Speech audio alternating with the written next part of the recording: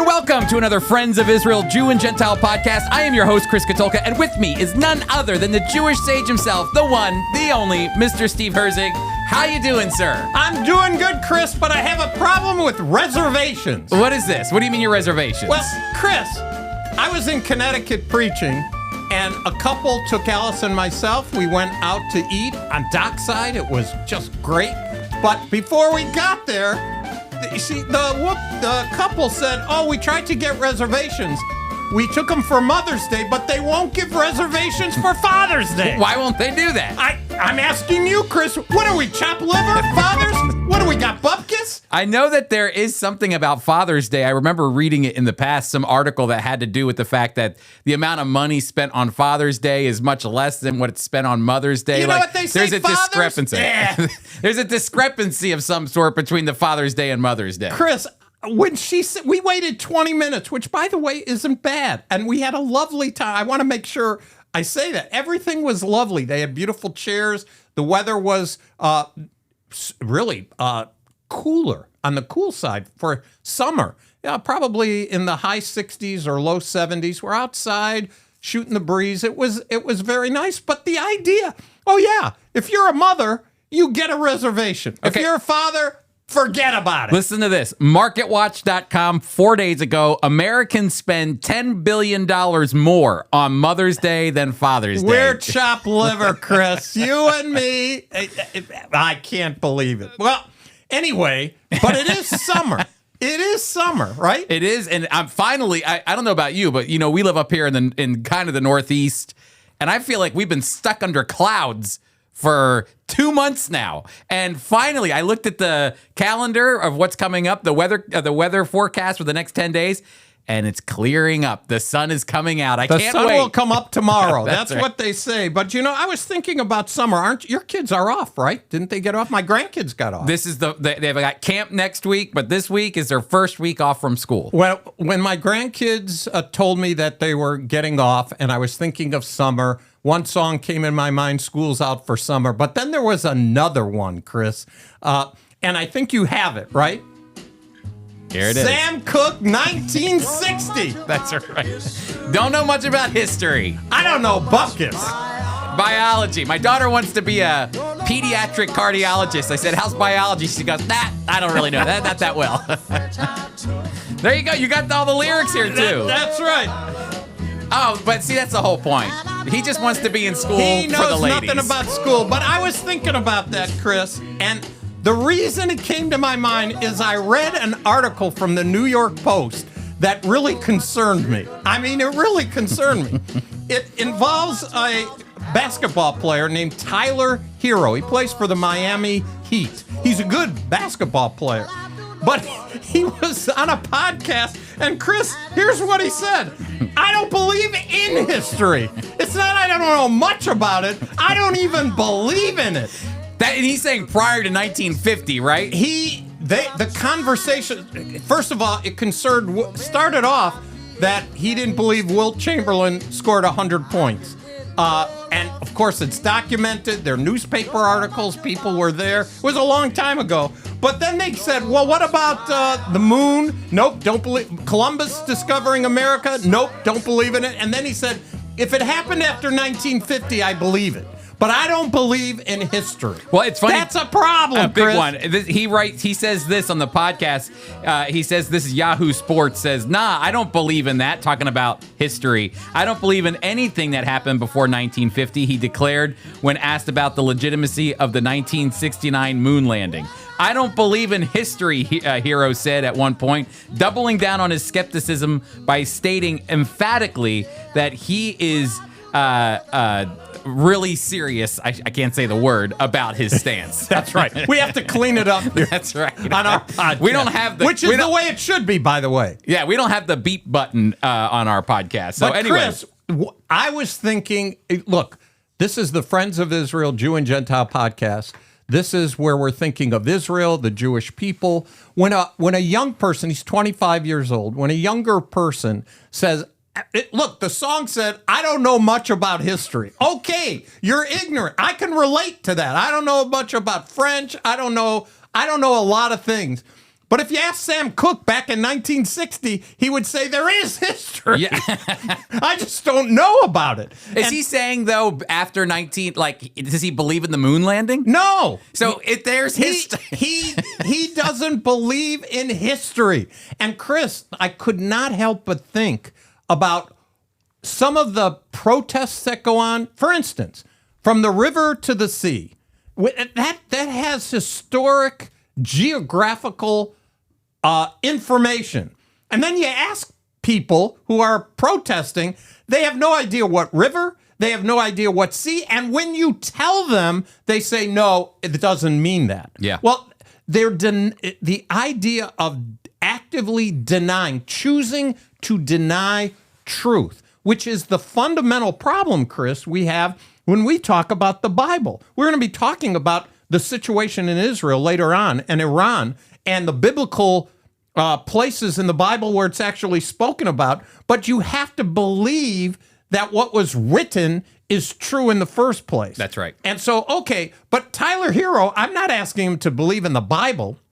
I think there's historical proof that things happen the way they said. But okay, he's saying, you know what? I don't believe in any of it. You know, it's interesting because I was just reading through, I've been going since Iran or Israel preemptively attacked Iran, and Iran's been sending ballistic missiles over to Israel. I've been on X, which is the former Twitter, a lot lately, because honestly, they are much quicker at releasing information than the news media is. When Israel preemptively attacked Iran, it's live. It's as it's happening. Oh, I'm telling you, somebody told me, and I go right to the news. Nothing, bupkis. There's no news about it. There wasn't news for an hour, but then I was like, I got to go to Twitter. I've been trying to get off social media, so I got to go. Now you're on more than ever. I got to go back to X, and there it is, lists and lists of information. But all that to say, as I was going through the other day, I found one of my favorite new Israeli journalists, Haviv Reddick Gur, who's often on the Hugh Hewitt show and from Times of Israel, and he was commenting that there were some progressive left individuals that had made their way. They wanted to make sure they made a statement about what was going on in Gaza. So, of course, that flotilla that was left, a couple days ago got taken with Greta Thunberg. Well, there's a group that wanted to come up through the Rafah border between Egypt and Gaza, and they get there, and the Egyptians say, turn around. What are you doing here? Turn around. You can't come in here. And they're going, no, we can come in here. And he goes, no. This is blocked off. No one's going in and no one's going out. The Egyptians, not the Israelis, the Egyptians are telling them, they go, no, you can't do this. We're here for the people of Gaza. And they go, we don't care. Go home. So they're filming from Cairo on their flight home saying, I can't believe this. And Haviv Reddick Gur says, these people live in such a bubble. They should meet Tyler Hero. They live. We don't believe anything. They don't. It's not even that they don't even believe. It's that the information's there, but they don't even want to bother to read the reality that, hey, it's not just Israel that's dealing with the issue of aid coming in and out. Egypt is doing it too to the Palestinians. And so it's just an issue of not only just history, but an ignorance that drives you to act, Steve. And usually usually a knowledge about something drives you to act. These people have an ignorance about something, but yet still they feel some desire, some compelling to get up and go halfway around the world to be told, nope, you can't come through this way either, buddy. You should have read that in the news a long time ago. So anyway. Well, Chris, I do believe in history. You believe in history. And in fact, we are sponsored by Equip, which, among many other things, has teachers which communicate history. Tell us, if I was just at an interest meeting that you led last night, it's one of my favorite things, Chris. I love the interest meetings. I should just let you run them because you do a better job than I do. Well, I don't know about that, but I do know that it's new people who I thought it was funny because interest meetings are for people who maybe know about the Friends of Israel, maybe don't, but you get an opportunity to go through all the programs we have in North American ministry. And then you tell people to go in the chat box if you have any questions related to any of the things we want to answer. So you talk about our opportunities to go to Israel. You talked about the fact, and we're going to talk about it, that our Origins team is in Israel now as the missiles are flying. And what did a person say? I've been to Israel. I've been to Israel twice. That's right. They had no question. They just wanted to let people know, I've been there. I've been there, done that. There's people looking for a way to, I relate. I'm in. I want to do this. I want to do that. I also thought it was funny because, and I'm one of them, we don't listen. So you open up and you tell people about the, I lost it. One of my senior moments. What did you say? Move on to something. Tell us about Equip, and then I'll remember. All right, it's going to come back. I know it. It will. Go ahead. This is why we don't edit this program. What you see is what you get, okay? Listen, what Steve is talking about is FOI Equip, where you get a chance to learn the Bible from a Jewish perspective. And we just wrapped up a 2-week series in June with Dr. Michael Rydelnik, the Moody Man. The Moody Man. Oh, did he do a great job, Chris? People ought to, it's taped, that shows how old I am. It's videoed. It's streamed. We have it on YouTube. There you go. It's streamed. See, you're relevant. On video. And Michael Rydelnik took 2 passages in 2 weeks, Chris. And people were on, I could see the little boxes. Some of them, one guy was sleeping, but the rest were on the edge of their seats. 2 Samuel chapter 23, David's last words, and Joel chapter 2. And we found Messiah in unexpected places. What a guy. It is fantastic. And he wrote a whole book on messianic prophecy, 300 and some pages, and those 2 passages are in there. But he, free of charge, shared with us. It was amazing. That's right. So if you want to listen, you can still listen to Finding Messiah in Unexpected Places by going to foiequip.org, and you can watch Dr. Michael Rydelnik there teach about finding Messiah in unexpected places. But then on July 3rd, 10th, and 17th, coming up, we've got a 3-week class from our very own Bruce Scott. I feel like some college should give him an honorary doctorate so we can finally call him Dr. Bruce Scott. But Bruce might as well have a PhD from all of the research that he's done over the years of studying, Steve, history, okay? But he's going to be sharing about Judaism today. And this is so important because really, I think the world looks at Jewish people very monolithically, that you all Jewish people like you think like another Jewish person,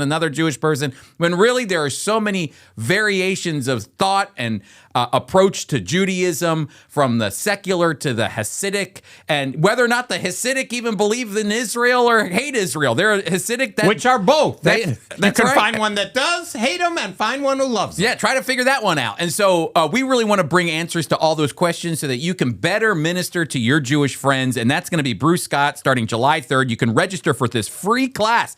People, free. Go to foiequip.org. And also don't forget, if you're thinking, I don't know if I want to go, I don't know if I want to do this, fine. Then let us send you some stickers at least. Steve, 424. 444. 1948. Let's do it again. 424. 444. 1948. Text us and give us your name, and I will make sure to get a link to be able to get 50 free stickers that support Israel and the Jewish people. Chris, I have to tell you.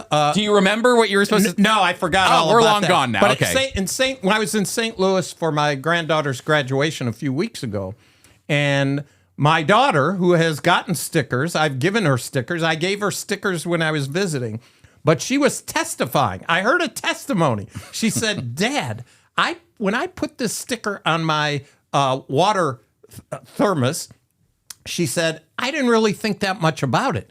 And during the course of all the stuff that goes around with having a graduate from high school and the parents have to be here and there and different places, she was, of course, taking her water bottle with her. And the area she's in is heavily Muslim. And there are a number of graduates who they had the covering. Hajib. And so my daughter said she couldn't believe how many people commented in a good way. It was a conversation starter. That's all we're asking for. She said, I forgot about it. I even had it. And I'm drinking my water. And you Jewish? Well, yeah. My name's Shayna, and I'm Jewish. And what is this? And she said, well, I support Israel. I'm also a Christian. And as a Jewish Christian, I want to let people know that I support Israel. I think their head might have exploded after that conversation, you know? She said she had nothing but positive feedback. That's fantastic. So all I'm saying is it's very simple act of putting a sticker on a computer, on a water bottle, on a Bible, on whatever you want. We've had people testifying they put them on their clothes, Chris. 100%. And on their cars as well. They're close. Well, yeah, you can get them at 424-1948. All right, Steve, where are we going? What are we doing? We've got a lot to talk about. You know, I really wanted us to get together as Iran was responding to Israel's preemptive strike on their nuclear sites, on key IRGC leaders. That's the Iranian Revolutionary Guard Corps. And so I was trying to get us to see if we could maybe have a quick conversation. It just didn't work out. But we got a lot to catch up on. First, I want our listeners to please be praying for our Origins team. We currently have 10 young adults over in Israel with the Friends of Israel that landed on Thursday to do volunteer and ministry work in Israel. And as soon as they land, the war breaks out the next day. Exactly. I mean, they didn't even get a chance to unpack their bags, and they were already in bomb shelters. So you please be praying, because this, honestly, I've been over there when rockets come from Gaza. I have too. Or from the north. And, you know, honestly, it is very scary, but it's not a ballistic missile. And it's not 100 of them at one time. And 24 plus people have died. I think actually more than 30 Israelis have died as a result of these ballistic missiles. It's Iran's goal to overwhelm the anti-ballistic missile systems like the THAAD and the Iron Dome and the David Sling, all of those things. It's their desire to overwhelm them so that at least a few get through. We're praying. We're trying to get our staff out and our team out right now as we speak. So please be praying for these poor young individuals. You know, I think Israelis have PTSD. I know they have PTSD, but they've heard these sirens a lot over the course of the last 2 years. These are American young kids or young adults who have gone over, and they're not used to hearing this. And then on top of it, I know this makes the Israelis nervous with all these all these ballistic missiles coming over. Now we've got Americans who are not used to this. So please pray for their safety. Pray for their witness during this time. In fact, believe it or not, I give them so much credit. They are out during the day doing volunteer work at Kaplan Medical Center, ministering to the Israeli people as Iran continues to respond to Israel. So please be praying for them. Pray that we get them home ASAP, and pray for the leadership over there as well. Well, one of the things you can do too is go to FOI.org, and read our president's statement concerning the war. I think that's pretty significant. We at Friends of Israel have been associated with the nation in lots of different ways, and key people and key information. And so Jim Showers wrote an opening. So when you go right to the website at foi.org, you'll read his page summary of what happened and what they can do, people can do to help. But Chris, I texted you. That's right. Because one of the first things that I was told when I was up in Connecticut, I was speaking on Revelation chapter 12, but I came prepared to talk about Iran.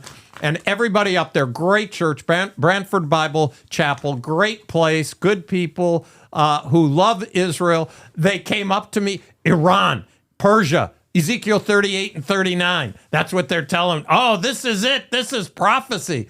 And I said, I understand why you said that. But in thinking about the attack, Chris, and Israel's over 1,100 missions as we speak right now in key military places, the number of people I'll tell you one job I would not want to have would be the military head of Iran. Yeah. Because the first guy died, the second guy lasted 4 days, Chris. 4 days. But did you ever see the video of it was a parody video that they had done out of Lebanon after the beeper situation? And so see. all the Hezbollah terrorists kind of get around, like they're kind of like gathered as a group of men, and they're going, well, so-and-so died, and we're excited to say that the next in line, and they hand him a beeper, and they go, is you. And the guy drops his stuff and runs in the opposite direction. That's what I do. But Chris, I was thinking about what's happening right now and thinking about the text. And so I texted texted you. Could you read what I texted? Yes, you said to me, it seems that Iran is about to fulfill prophecy.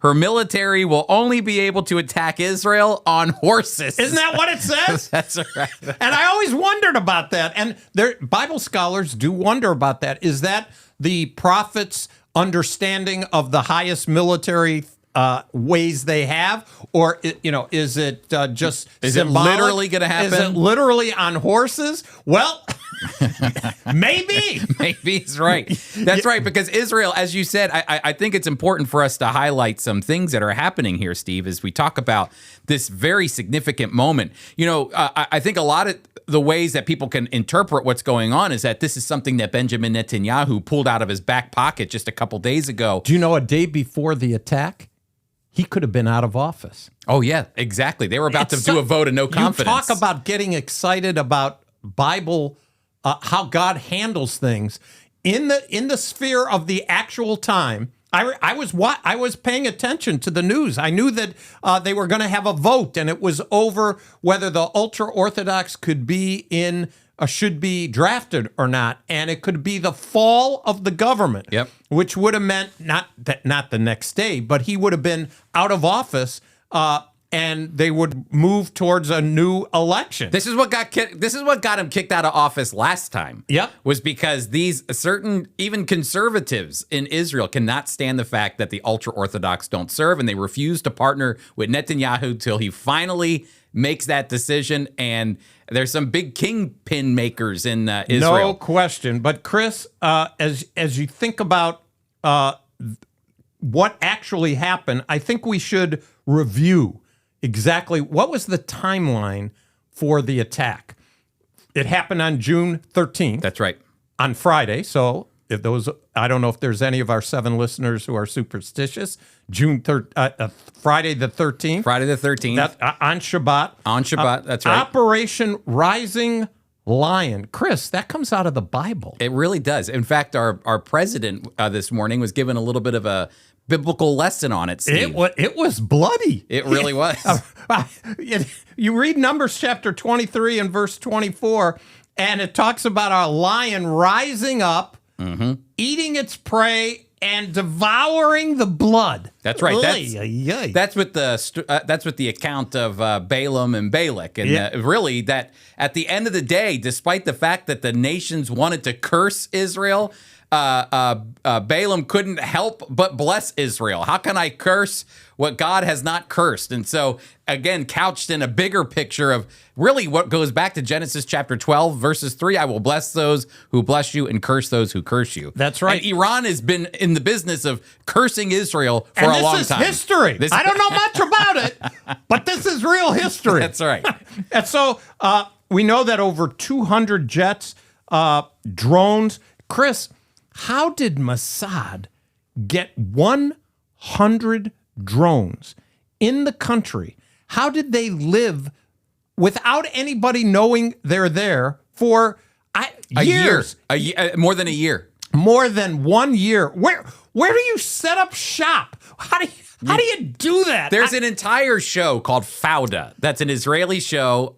You have to have a stomach to watch it, so I'm just going to let you know right now. But the whole thing is about how the Israeli intelligence plants itself. Now, this is inside of Palestinian territory, so they speak Arabic, they look Palestinian, they dress Palestinian, they have an entire identity of Palestinian. I would be free, even if I was dressed and I knew my personality, they know. Yeah. They know. I'm sorry, but you would definitely give it away in a day or two. They know. They know. They know. I know they know. They're going to get me. He's going to the bathroom again, guys. Something's going on here. They know. I'm telling you, I admire Mossad. I don't know how, by God's grace, that's why it's appropriately named. And when the lion rises up, there's trouble. Now, let's not forget, too, I know that we're highlighting what happened on June 13th, but let's not forget about the fact that Donald Trump had given Iran 60 days to come to the table. He gave them 60 days, and it's funny because I don't think he is messing around this time. He gave 60 days, which is like a red line. And the moment that 60-day line was on up, the boom. 61st day, they're going to make a song. You know, the 12 days of Christmas. This is the 61th day. That's right. The 1th. The 1th day. That's it. The 1st they day. Did, the moment the clock turned to the next day, there were F-35s heading to Tehran. We can't forget the goal that Israel has in Operation Rising Lion, and that is to halt Iran's uranium weaponization program. Now, it's really important to know. That's it. That's the goal. Where they were in this stage, too. They were over 60% enrichment. They said days, if not a day away. But exactly. Days away. They were just, and if you can see that they already have, I believe right now is what you're seeing is that Iran's resources for ballistic missiles are depleting. And not only are the ballistic missiles depleting, but the launchers that they used to send them. 40% are gone now. Yeah, Israel's been demolishing them left and right. And so, but the thing to see is that look at how many ballistic missiles they had that could carry 1,000-pound payload on it. You stick a nuclear weapon on that. All they need to do is develop enrich the uranium, plop a nuclear weapon on one of those ballistic missiles, and you've got yourself a nuclear war that's going on between Israel and Iran. So this is a preemptive strike, Steve, I believe, Netanyahu wanted to do during the Obama administration. A long time. I agree with you. But Obama said no. Instead, he tried to bring Iran into the negotiating table. He tried to bring them into the kind of the World Trade Organization. And you know what he said? Lozengane. That's right. Exactly. Lozengane. Do what you want. As long every time they asked him about it, they're working towards accomplishing what we're asking. They're working towards it. I was listening to a news guy on the way here, Chris, and he's a former special ops guy. He was in Iran and Iraq, and he said the Iranians are good at they're masterful when it comes to talking. They know how to talk, and they know how to appease with their words. He said, I don't believe anything that they tell you. The trouble is, in the past, we believed, that is, our leadership believed whatever they were telling us. I think those days are over. Israel never believed them, but had to work with America and the West and all that. But Chris, one of the people who took it on the chin is named Salami. Don't you like that? I love salami, but it's not pronounced salami. I can't pronounce it the Arabic way. Salami, I think, is the way it's pronounced. But General Hussein Salami, or Salami. Yeah, your favorite guy, Salami. Was the commander-in-chief of the Revolutionary Guards, and he's gone. And the guy that replaced him is gone. You know, I think it's interesting, too, that Trump was at the G7 and everybody wanted to sign some type of Iran-Israel ceasefire deal of some nature. And Trump said, no thanks, I'm out of here. He goes back to talk to his Security Council, National Security Council. And in the meantime, these other leaders of countries like Canada and France are speaking, and they're saying things like, we don't think that this government, because the question is whether or not Israel is just on a mission to destroy the nuclear infrastructure and key IRGC leadership, or are they in it for regime change? And it sounds like they're pushing for regime change. And so it's funny because you've had these religious dictators, this theocracy that's run by Islamic radicals in Iran for since 1979, oppressing the people of Iran. And it's almost amazing to me to hear Western countries say, you know, we really don't believe, like I believe it was Macron, the French president, Emmanuel Macron, that said, we don't really think it's a good idea to do regime change. That can create chaos and this. It's amazing to me that a man who desires the freedom of their people, the French people, thinking of their own revolution, going back to the French Revolution, has the audacity to look at Iranians who we hear are screaming for liberty and freedom to go, we really don't think we should take the Ayatollah out. We really don't think that we should undo it. In the meantime, in America, I want to add that there is a gentleman who is actually the prince of the former Shah. His name's Reza Pahlavi. He would be the next in line to actually rule Iran if they were to pick up from 1979 to today.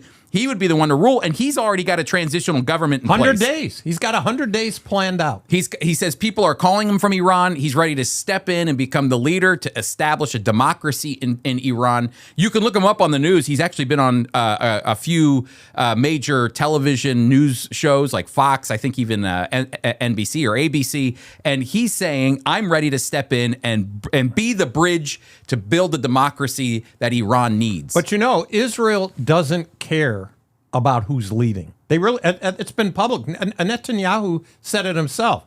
Their goal is that they should not have a nuclear weapon. That's right. They don't care who's in charge. They would say, and I've heard them say, Israelis say, that they will make it possible for a regime change if the people want. The atmosphere right now, I just saw a video of a guy who lit up, literally, with fire, burned a big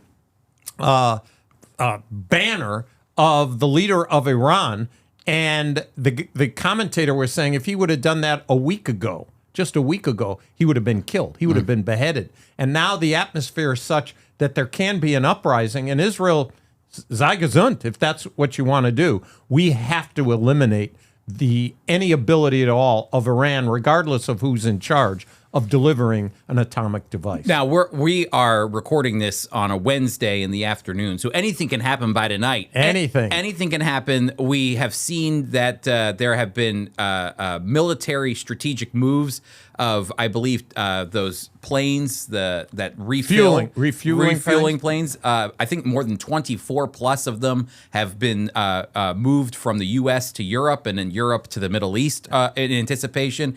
All it takes is one of our big bunker buster bombs that are only delivered by a B-2, and they have to come from somewhere in the middle of the country. It will take them 30 hours to get there. Yeah. So it could be happening as we speak. But Chris, let's go to Bible chronology real quick, because context, anytime you are trying to find out what prophecy is and what's happening, we got to have context. So here we sit. What's the first thing, at least at Friends of Israel, where we are living right now, you and I, what is the next event? Is it is the war a next event? What are we as believers looking forward to? Well, at Friends of Israel, we believe that the next major prophetic event to happen is the rapture of the church. When God calls the church, resurrects the church. That's really what the rapture is. I know we always get caught up in the word rapture. It's actually a very contentious word when it comes to theology. Snatching away. It's a snatch away, but really what it is the resurrection of the church. You're either resurrected, that you come out, you're a believer, maybe you've been dead for 500 years, I don't know, but you come out of the grave. That's what it says. And then those who are alive when Jesus is there, coming down, are transformed, and we're snatched up, and we're translated to meet him in the air. That's exactly right, and that's the whole point of it's the rapture is really the resurrection of the church. Whether their people in the church are alive or they've been dead for a long time, it doesn't matter. We all meet in our resurrected form. We meet Jesus in the air. So even before this war, we were looking for the rapture of the church. Every day, we should be looking for the imminent return of the Lord Jesus Christ. So even Christians prior to the establishment of the modern state of Israel, when Jewish people have been migrating back to the land, we're already waiting for that moment as well. That fact that God would call them, and there would be a resurrection, the rapture of the church. They were talking about the rapture before 1948 happened, but that's a big moment too, Steve, is Ezekiel chapter 37. The fact that the bones are kind of coming back to life, that we live in such a unique time. Why is this time different from other times in the last 2,000 years since Jesus has been on earth? It's because Israel is back in the land and they have sovereign control over the land. That's right. So we got two steps. First, the church is looking to be raptured. The modern state of Israel is born. The bones are coming together with no breath in them. So they are there, and they are alive physically, but not spiritually as a whole country. So after that takes place, so we got Israel, we got the rapture of the church. What happens next, Chris? Well, then there's the rise of the Antichrist that becomes a big one. Now, there are scholars... Is this going to be an election? Hey, vote for me. I'm Antichrist. I don't think he's coming on that kind of resume. No, the Antichrist is somebody who garners the appeal, garners the fame, the ability to woo people with his speech. And with his know-how and understanding, and I would even say wisdom of how to navigate a world that's crumbling and falling apart, this individual, it seems to be able to bring stability to a world that's falling apart, and in doing so wins the favor of people as the world is kind of shifting. And we're seeing that happen before our very eyes, the shifting of the nations, of the world, major wars and rumors of wars are ultimately kind of put into the back in the rearview mirror as peace. This Antichrist promises peace, and people follow behind him very quickly. And it seems like he could deliver it. So the next event then is some paperwork that has been out there for a long time. Governments in Israel trying to make deals. There's going to be a covenant signed.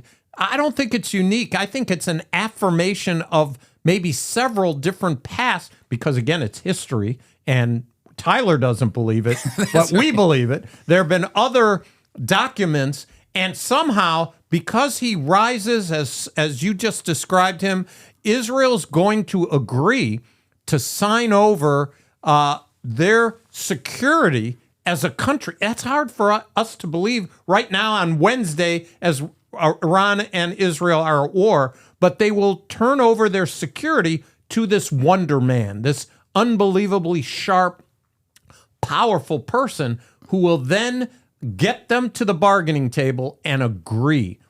That's amazing. Yeah.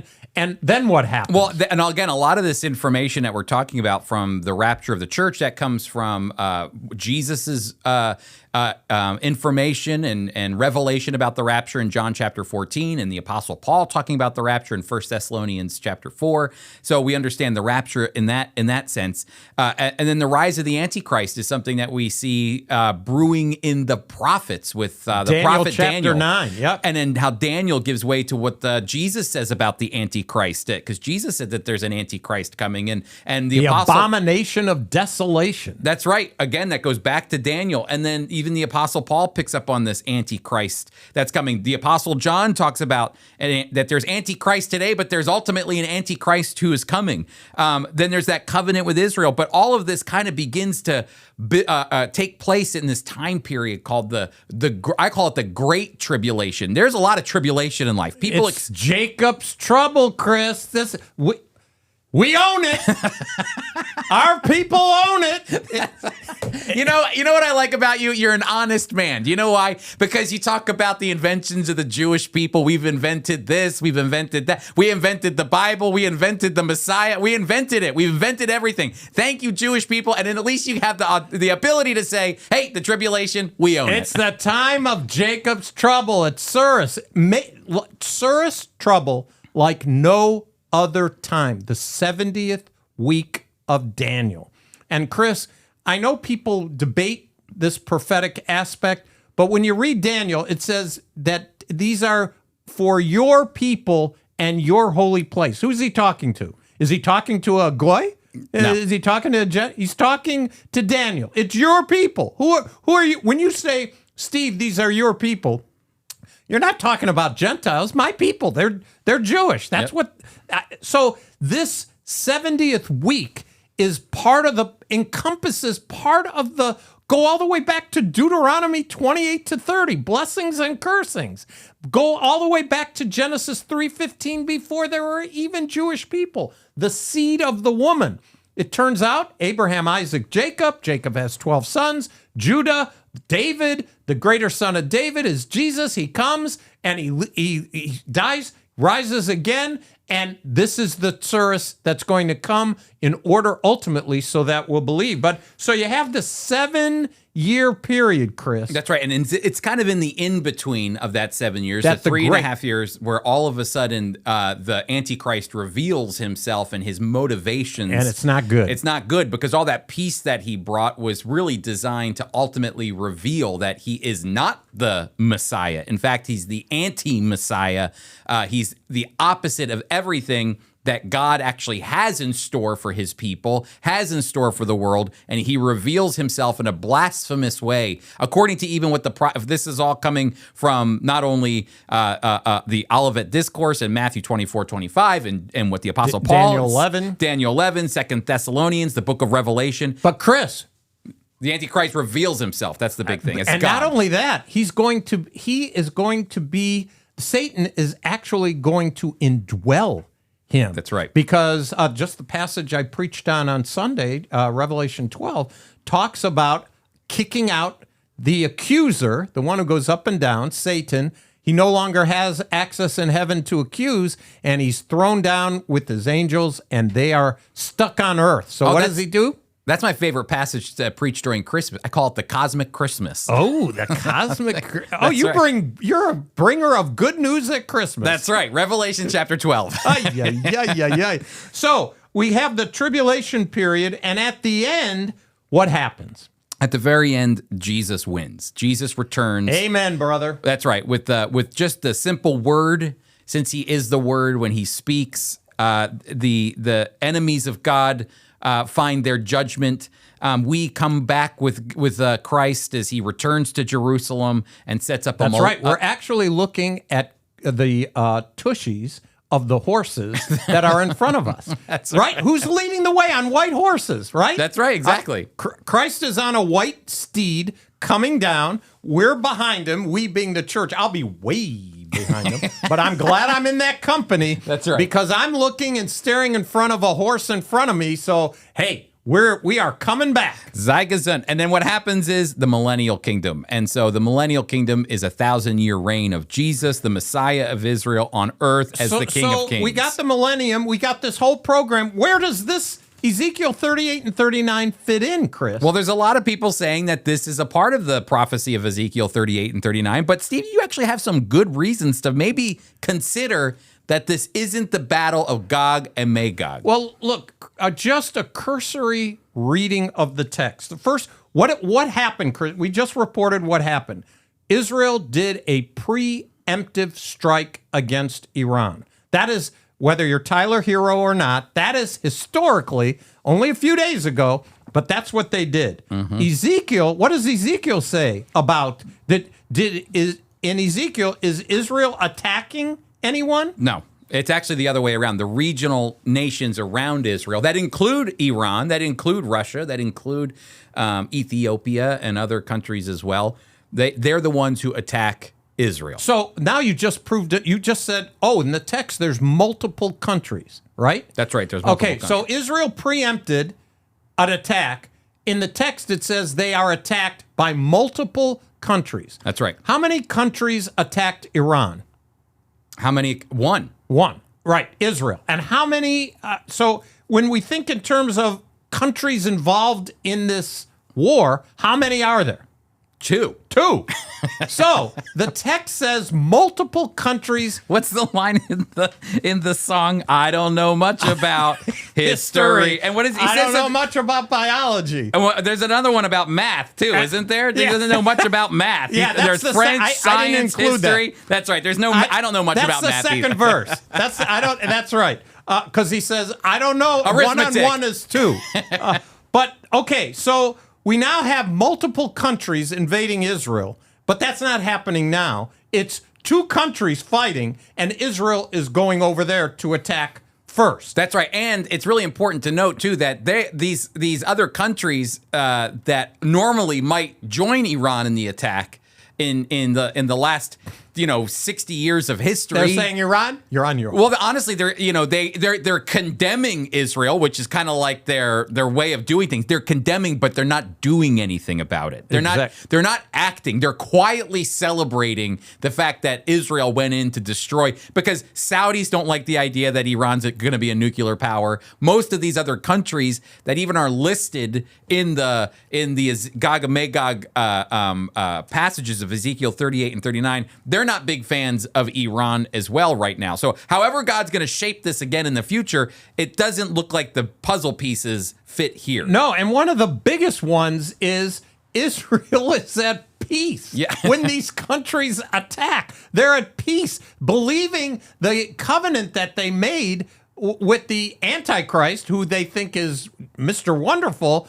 Their military is done. They are relying on somebody else. Well, that's not going on now. They had a war and there's 7-front war before they even went over there to Iran. There's not peace in Israel. That's exactly right. So, Steve, now I'd like our listeners to text us at 424-444-1948, because not only do we want to send you free stickers, but we also want to hear from you. Do you think this is Gog and Magog? Do you think this is Ezekiel chapter 38 and 39? I will tell you one thing, Steve.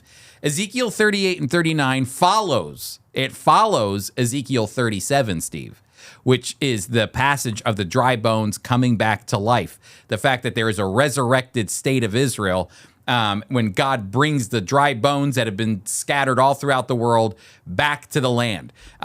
So that is something we see happening before our very eyes. But the question is, when you flip that chapter to chapter 38, is this the moment? Or is it something else for the future? And I think you present some great arguments that maybe we're not looking at the Gog and Magog quite yet. Well, that's not 100% in agreement, because according to the Daily Mail, Chris, that's right. The experts, this is a headline from the science department of the Daily Mail.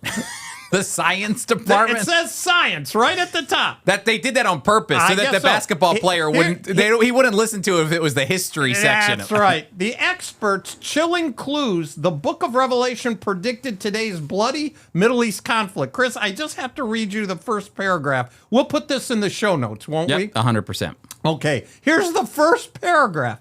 It claims that the colors in the Palestinian and Iranian flags match those of the 4 horsemen of the apocalypse from the Bible, and this signals the end of the world.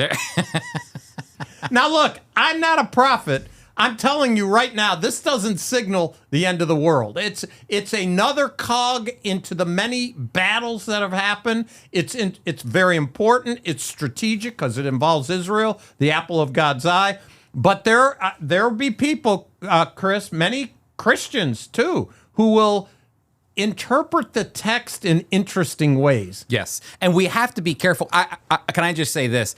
You know, a lot of people in your generation gravitated to biblical prophecy because of the events that were taking place in Israel. I sat under the teaching of Dr. Dwight Pentecost. And I remember Dr. Dwight Pentecost, if you don't know him, he's with the Lord now. A leading expert in biblical prophecy. He wrote a 500-page book, Things to Come. It was every Bible college in America and around the world had that thesis that he got for his PhD, Chris. Yes, and so I had a chance in his 90s to sit under him, and I even asked him, you know, what were you doing? Because he was old enough to be like a 20-year-old when Israel became a nation in 1948. And he said, Chris, you know, I was driving in my car back from a Bible study, and I heard on the news, on the radio, that Israel had become a nation, which is something I had been teaching for a couple of years. And I had heard from the Bible professors that taught me at Dallas Seminary. You know, all of a sudden, what was once just a conversation and a teaching that could happen in the future became a reality. And I think because of what happened in 1948, we see a lot of the events that take place, and we're all looking at them waiting for something to happen. And then what happens is, as people continue to make biblical prophetic statements about events that are taking place, and then it doesn't happen, what happens is the next generation go, you know what? I grew up in a church where they said Jesus is going to come back at any moment, or this is happening in Israel, or that's happening. And you know what happened? Nothing. You know, the Soviet Union was supposed to be the end of this. Nothing, nothing. This was supposed to happen. You know, the EU was supposed to create this situation of the Antichrist coming up out of Rome. All of these things didn't happen, or at least it hasn't happened yet. And so the point that I'm trying to make, though, is we at Friends of Israel, and I know for Steve and I, we believe in biblical prophecy. We're not ignorant to what's going on. We're saying God is at work. We believe in history. Oh, we believe in history, and we believe in prophecy. So the question is, are we going to allow... Prophecy is history that hasn't happened That's yet. Exactly right. Exactly right. Because for God, he sees everything from beginning to end. But the thing that we have to be so careful about is making a statement with authority about an event that hasn't happened yet. Because I can't tell you, and I want you to trust Steve and I as you listen to us. We want to be a resource to you for what's going on, but there's no way that we're going to predict for you that what you're looking at right now is the Battle of Gog and Magog, because we want to stay biblical to the text, not just be sensational about the events that are taking place. Why? Because I think we are losing a generation of Christians because of the lack of trust that they have as people are spouting out left and right these prophetic statements, and then you know what happens? Nothing. And they go, we're over it now. We're done with it. We have to rely on the text. Exactly, 100%. We have to rely on the text. All right, Steve. So these are the events that are taking place in Israel right now. We looked at Ezekiel 37, 38, 39. We asked some deep questions, but there's still some news going on, Steve. Chris, we have seen and concentrate on Israel and those who have been hurt or who are dead, and we sometimes forget there's a number of things going on internationally. Certainly the war between Ukraine and Russia, but Chris, Christians in Nigeria, the jihad gunmen slaughtered Christians. This isn't new, but it gets no press. That's right. Is this the one with the Nigerian Bishop's Village that it was attacked by terrorist jihadis after congressional testimony?